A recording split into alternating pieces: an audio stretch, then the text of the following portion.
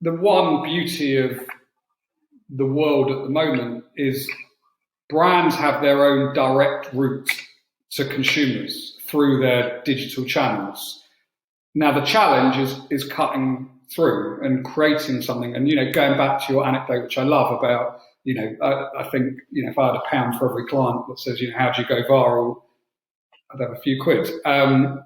And to expand on the answer is, yes, it has to be great. So what makes it great? Well, it's got to be something that someone will want to share. You have to add value in some way to a consumer's life. So whether that is via sort of entertaining them, making them laugh, creating a bit of controversy or invented controversy, adding value, showing some humanity, making them smile. All these are ways and reasons why someone will share something. And, I work with lots of brands ranging from sort of small entrepreneurial startups right through to, big global brands. And the same is true with all of them.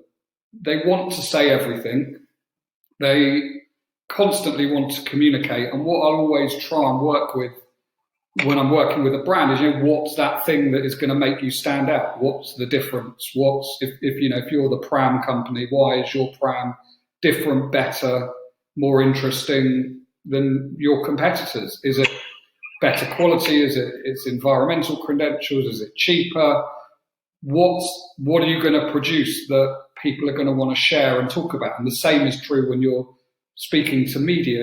Why do they want to write about you? And you have to get to that USP and find out what is that thing and then go all in on it. Not try. And there's always a tendency when you're the owner of a brand and you're very, very close to it, that you're proud of every single element of it, that you want to tell everyone everything. And I was working on a product launch recently of a new product, and the CEO was so passionate about it. He'd literally sort of lived and breathed it for 2 years. And he's like, I want to say this as well, and I want to say that as well. And I was like, look, all great, good backup, but this is the one reason why you're interesting.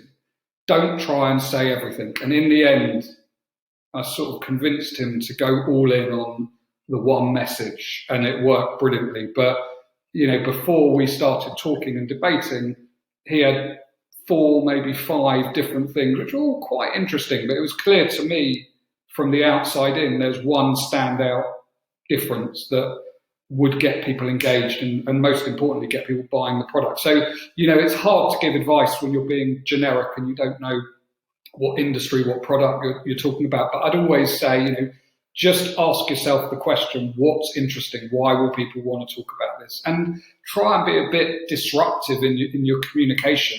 One of the great ways of getting attention is trying to think outside the box in terms of not just, we've got a beauty product, this is how the beauty product industry, how beauty products are normally launched, but look outside to other industries. Look at the car industry, the travel industry, the music industry, and try and disrupt by taking lessons from how other people do it. Don't just always follow the same path that everyone else follows. It just because it's well trodden doesn't necessarily mean it's going to be interesting. You have to grab attention. And nowadays, the channels are there.